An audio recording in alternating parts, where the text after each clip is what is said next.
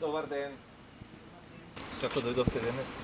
Па, јас често одам пешки, денеска со автобус. Така што не ми е прв пат. Како пратеничка сметам дека премногу е навредлив атакот кон пратениците.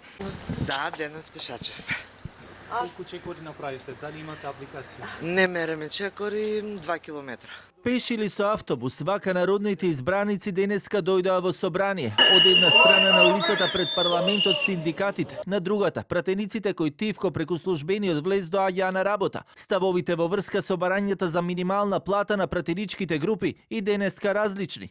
Секако дека Социјалдемократскиот сојуз, јас лично исто така даваме поддршка на Сојузот на синдикати на Македонија заради зголемувањето на минималната плата.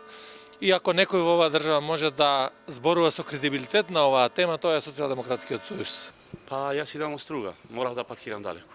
Ваш став околу протести ги поддржувате? Наравно.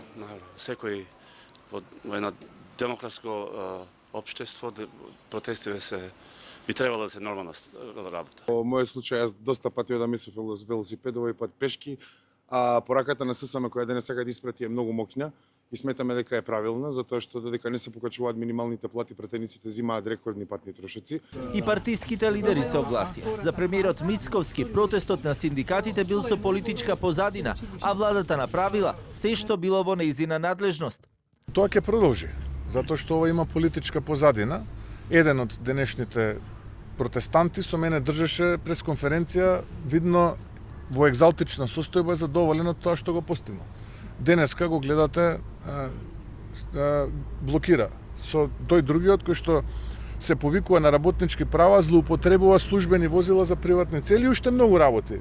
Но она кое што за мене е важно како претседател на владата е дека аргументот владата е најголем работодавач, треба да се ги регулира врските, ние си ги завршивме нашите врски. Опозицијскиот лидер Филипче пак својот став го изнесе од Собранискиот прес-центар, побара зголемување на минималната плата на работниците до 600 евра, но и СДСМ рече дека ќе поднеле измени на законот за административни службеници. Во делот на патните трошоци пак додаде дека оваа тема треба сериозно да се разгледа.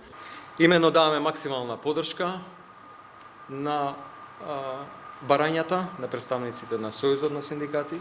Сметаме дека минимална плата од 600 евра е нешто што работниците заслужуваат и им е неопходно, потребно за достоинствен живот. Во временски период кога синдикалната кошничка надминува 65.000 денери, кога 1/3 од трошоците одат за храна и пијалоци, дополнително тука се други трошоци, школски прибор за децата и така натаму, работниците заслужуваат да имаат достоинствен живот. Ги наведовме ставките, а за трошоците сметам дека треба да се реални и да се најде начин тие да се реални трошоци кои што ќе им се даваат на луѓето кои што патуваат. Да се најде механизам да ако живеат и престојуваат во Скопје, имаат тука станови и куќи така натаму, да не наплаќаат трошоци. Ако патуваат да им се плаќа реално трошокот колку што е. И за гориво и за патарини и така натаму.